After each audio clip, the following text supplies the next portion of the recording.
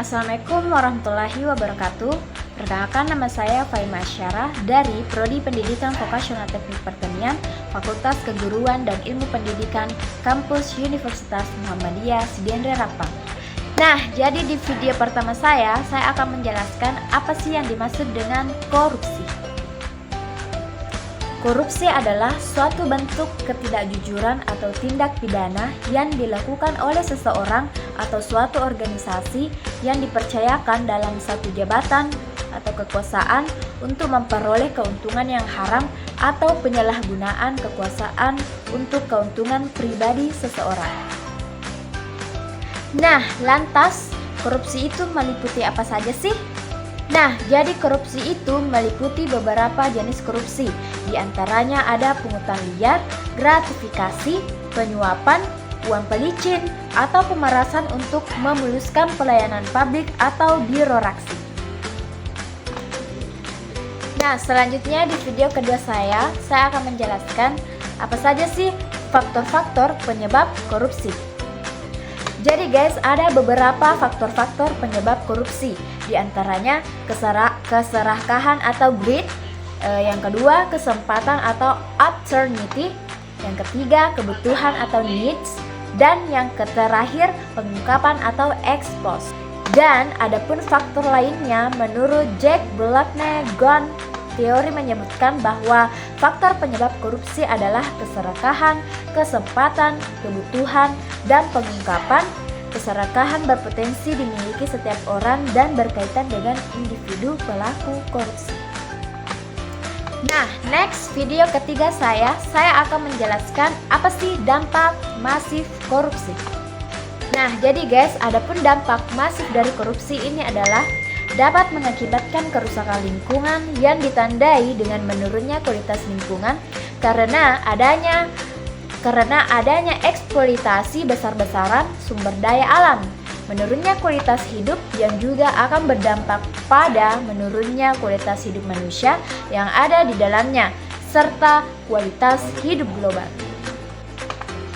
Nah, lantas apa dampak masif korupsi di Indonesia? Nah, jadi adapun dampak masif korupsi di Indonesia adalah melambatnya pertumbuhan ekonomi negara, menurunnya investasi, meningkatnya kemiskinan, serta meningkatnya ketimpangan pendapatan. Nah, selanjutnya kita beralih ke video keempat. Nah, di video keempat ini saya akan menjelaskan apa sih itu nilai dan prinsip anti korupsi. Nah, jadi guys, adapun nilai dan prinsip anti korupsi itu meliputi beberapa hal, di antaranya yaitu kejujuran. Jadi, kejujuran berasal dari kata jujur yang dapat didefinisikan sebagai sebuah tindakan maupun ucapan yang lurus atau tidak berbohong dan tidak curang. Dan yang kedua yaitu kepedulian. Kepedulian adalah mengindahkan atau memperhatikan dan menghiraukan. Rasa kepedulian dapat dilakukan terhadap lingkungan sekitar dan berbagai hal yang berkembang di dalamnya. Nilai kepedulian sebagai mahasiswa dapat diwujudkan dengan berusaha memantau jalannya proses pembelajaran. Nah, adapun dan yang ketiga yaitu kemandirian. Di dalam beberapa buku pembelajaran dikatakan bahwa mandiri berarti dapat berdiri di atas kaki sendiri, artinya tidak banyak bergantung kepada orang lain dalam berbagai hal. Nah, dan yang keempat yaitu kedisiplinan. Definisi dari kata disiplin ialah ketaatan atau kepatuhan kepada peraturan. Nah guys, adapun poin kelima atau poin terakhir yaitu tanggung jawab.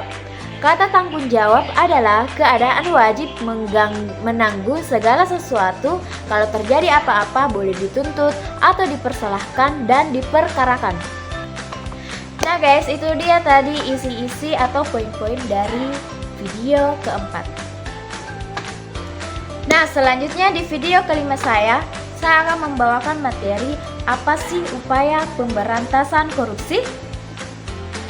Jadi guys, adapun upaya-upaya dari pemberantasan korupsi yang pertama yaitu tingkatkan pengetahuan masyarakat tentang hukum. Yang kedua, bersihkan aparatur hukum dari KKN. Yang ketiga, tegakkan hukum tanpa tebang pilih. Yang keempat, tingkatkan kesejahteraan pegawai negara.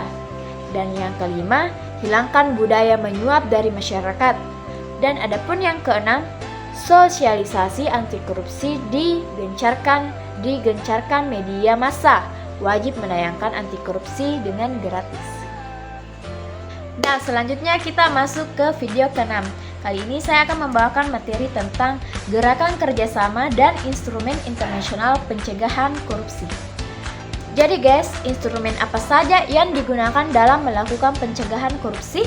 Jadi ada beberapa cara instrumen untuk mencegah korupsi, diantaranya yaitu perencanaan dan penganggaran APBD, mengadakan barang dan jasa atau PBJ, pelayanan terpadu satu pintu atau PTSP, dan terakhir manajemen aparatur sipil negara atau ASN. Nah, selanjutnya ada juga beberapa instrumen lainnya yaitu kapabilitas aparat pengawas internal pemerintah atau APIP.